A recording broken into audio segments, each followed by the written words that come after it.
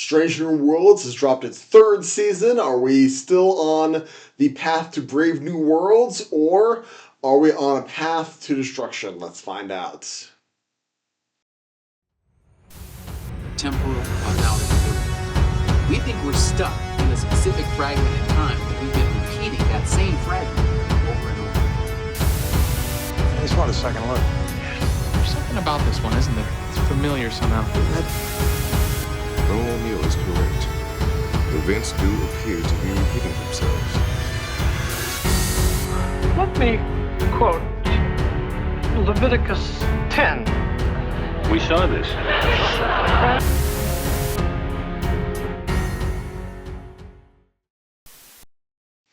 Hello, welcome to You've Seen It Before, TV Reviews of Connections in Mind. Star Trek Strange New Worlds has dropped all 10 episodes of its third season on Paramount+. It has Akiva Goldsman and Henry Alonso Myers as showrunners for the season, and this season once again follows the adventures of the crew of the Starship Enterprise, led by Captain Christopher Pike, as portrayed by Anson Mount.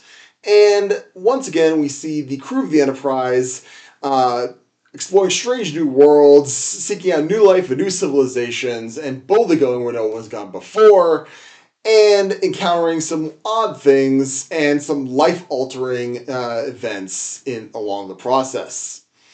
Now, this review will contain spoilers of this third season of Strange New Worlds. I'll be doing my spoiler-free thoughts first and foremost, though, but just so you know, there will be some spoilers later on in this review, so first things first, let's get into some spoiler-free thoughts on this third season of Strange New Worlds. Is it as good as the previous two seasons? Is it a good season of television overall? Is it good Star Trek?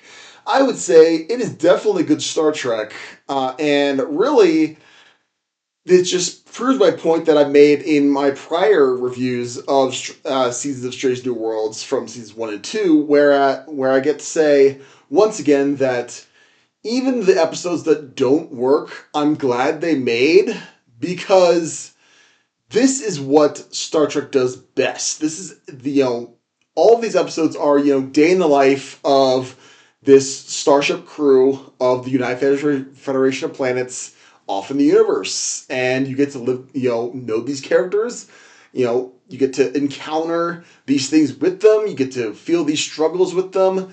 And just like any your daily routine at work, some days are more exciting than others, some days are better than others.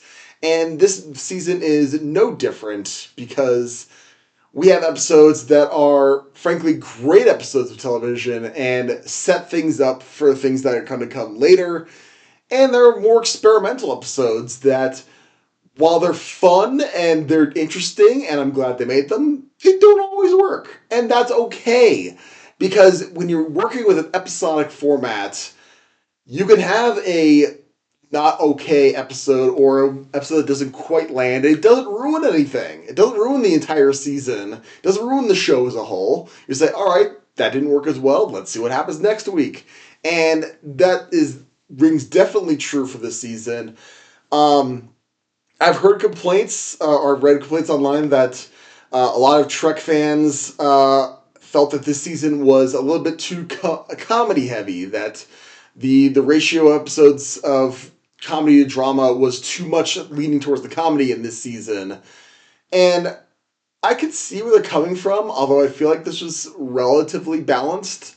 However, I would rather come at this from the approach of whether the ratio of episodes that worked versus for what they are, and what episodes didn't work for what they were. And if I'm going to be honest, I would say this season probably, by ratio of, there's only 10 episodes, so it's going to sound worse than it is, but I'd say probably 50-50 is worked versus didn't work. And that's not, 50% success rate sounds bad as far as the season goes, but again, with so few episodes in this season, that can kind of skew the results. And I think that there are some great episodes in this. I think we get a great character development episode with regards to Ortegas, and we get another great episode setting up things to where they're going, where things are going to end up. Because if you had not seen the announcement, that Strange New Worlds is going to end with season 5, and they're starting to lay the groundwork now as to what that finale of the series is going to look like, and I like where they're going with that. I think that's a great setup for this.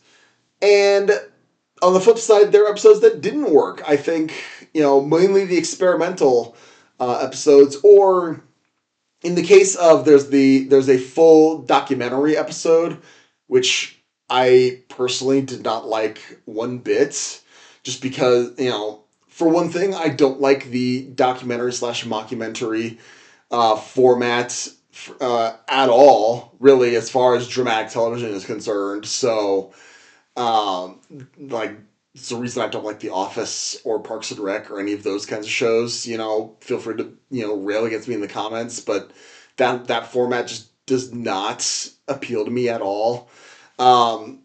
So that episode obviously didn't work for me. I think there's other reasons why that episode didn't work as a whole, but overall, I would say this season is a solid, because we know that there's going to be 5 seasons. They've committed to that. So, in the context of this being a middle season, I would say this is not as good as season 2, as far as I'm concerned. Or maybe not even as good as season 1. I'd say it's probably about, depending on how you want to weight things, it's probably on par with season 1. But it does there are elements in this that give me hope for the future, and I'm very excited to see what comes after this. This does not put me off the franchise at all, and I don't think this will put off any other fans of Strange New Worlds as a whole either.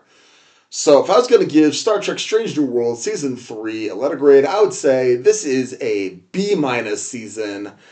And if I was going to weigh this on the scale of unoriginality, I would say this weighs in at original enough, which is a passing grade, but not something to be overly proud of. So those are my main spoiler-free thoughts on Strange New Worlds Season 3. Now let's get into some spoiler talk as to certain plot developments and character arcs that may seem familiar to you and where you may have seen them before.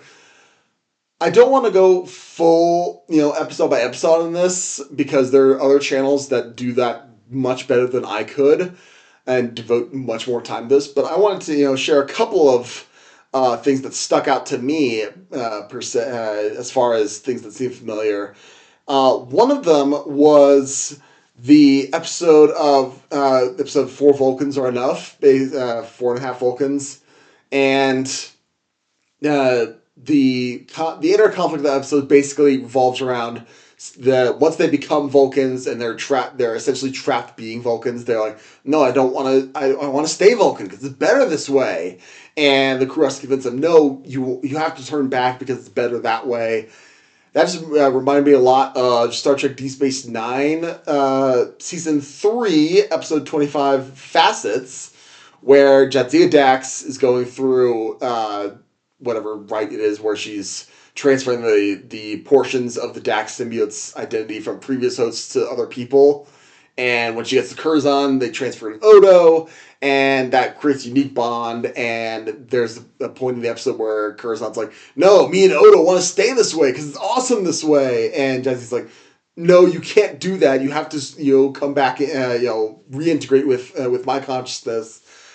That conflict to me struck me as very similar to that episode. And I'm not even complaining because, if you're going to copy from other previous Star Trek episodes, copy from one of the good ones as far as I'm concerned. So there's that.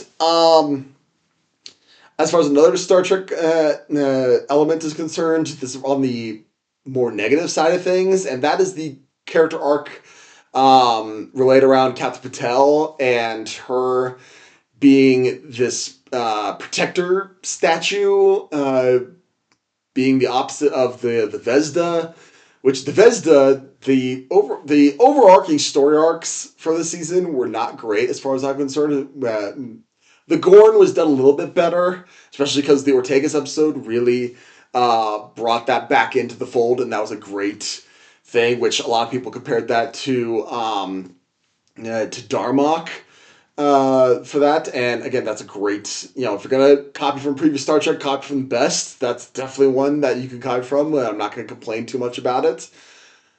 But the overarching story arc with Captain Patel, where they have this time splitting element, and it's kind of weird how they explain it, but because they hybridized her with the Gorn DNA and with the Protector DNA or something, that it turns out, oh, this was always her destiny. She was always the Protector statue, and because the statue was always, set apart from time or whatever, that, this was her destiny all along. That, to me, struck me as being reminiscent of Star Trek Discovery Season 2 with the Red Angel sort of thing, where Burnham's like, no, she was always the Red Angel. And that was, they were chasing this Red Angel around the whole time. It's like, no, Burnham was the Red Angel the whole time, and we didn't know it. It's like, that was not a great story arc as far as I was concerned. And when we see the similarity with this with Captain Patel, again, I don't think this was a great thing to emulate as far as they were always this and we didn't know it. That's not one of the great story plot points as far as I'm concerned with any media really. You can do it. There's elements where you can do it. There's times where you can do it well, but I think you have to do it really well for it to transcend the clichéness of it all. And I don't think this episode did that.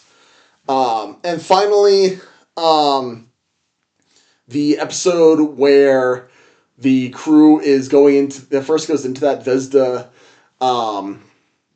chamber where it's kind of like a Doctor Who thing, where, you see the door and it's much bigger on the inside than the outside, and then they go through the different doors and it's like, oh, hey, we're in different rooms, but no, we're in the same room, just in different dimensions.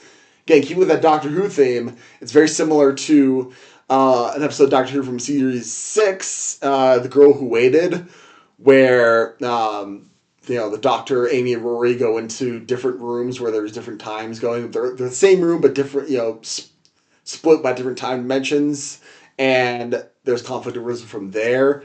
That was a good comparison. Again, that's not a horrible episode to emulate, because that's probably one of the better episodes, as far as I'm concerned, of Matt Smith's run. So, yeah, good copy from that. But going forward, I've heard rumors that it's going to end up being, they're going to course correct in a way where it's going to be more drama heavy and less comedic focused. As far as the episode counts go, I know that there's a puppet episode that we're expected in season 4, so I'm interested to see how that goes. I'm going to keep an open mind on that. Like with season 2 with the musical episode, I was intrigued. I didn't think it entirely worked, but I think that I'm glad they experimented with that. I'm curious to see where they go forward from here. What did you think of Strange New World Season 3? Did you like it? Did you not like it? What about my analysis? Do you agree, disagree? Did I miss something? Let me know in the comments down below. Thank you so much for watching. I appreciate whatever audience I can get. Be sure to look for my next TV review, which will be for Alien Earth, which should be wrapping up within the next week or so. I'll be getting a review of that. And if you like this video or any other video on my channel, please give me a like, share, and especially a subscribe. I would very much appreciate it. Thank you so much for watching, but just remember, there is nothing new under the sun, and yes, you have seen it before.